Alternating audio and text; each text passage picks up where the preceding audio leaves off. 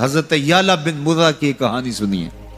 فرماتے غزوے سے ہم واپس آ رہے تھے، راستے میں پڑاؤ ہوا تو حضور ایک درخت کے نیچے استراحت فرمانے کے لیے لیٹ گئے، اور میری ڈیوٹی یہ تھی کہ میں تلوار لے کے حضور کا پہرا دوں۔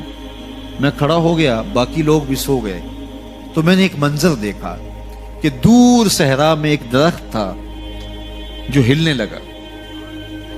تھوڑی دیر کے بعد وہ اپنی جڑوں سمیت باہر آیا اور اپنے آپ کو گھسیٹتا ہوا میرے برابر آ کے کھڑا نہیں ہو جاتا۔ تھوڑی دیر کے بعد وہ واپس وہاں جاتا ہے اور جہاں سے اکھڑا تھا وہاں جا کے دوبارہ نصب ہو جاتا ہے۔ میرے لیے بڑے اچنبھے کی بات تھی، لیکن میرے پاس کوئی تھا ہی نہیں کہ جس سے میں بات کر سکوں۔ حضور تھے تو استراحت فرما رہے تھے اور میں حضور کے آرام میں خلل نہیں ڈالنا چاہتا تھا۔ خیر حضور بیدار ہوئے تو میں نے سلام عرض کرنے کے بعد جو پہلی بات کہی وہ یہی تھی۔ میں نے کہا حضور وہ جو سامنے درخت ہے تھوڑی دیر پہلے وہ اپنی جگہ سے اکھڑا تھا، شاخوں کے بل اپنے آپ کو گھسیٹتا ہوا یہاں پہنچا، پھر میرے برابر آ کے کھڑا ہو گیا، پھر تھوڑی دیر کے بعد واپس وہاں جا کے نصب ہو گیا۔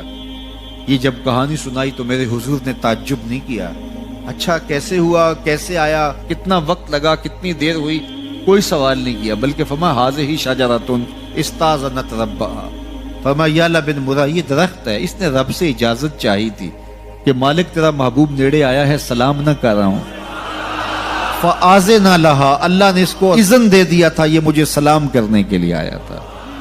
درختوں کے کلیجے بھی تڑپتے ہیں کہ حضور کو سلام کیا جائے۔ وہ کہانی تو آپ نہیں بھول سکتے جب ایک اعرابی نے کہا کہ حضور میں آپ کو نبی تب مانوں گا اگر وہ درخت آپ کی نبوت کی گواہی دے گا، آپ اگر اس کو بلائیں گے۔ تو میرے حضور فرماتے ہیں میں نے کیا بلانا، جا کے تو ہی کہہ دے تجھے اللہ کا رسول بلا رہا ہے۔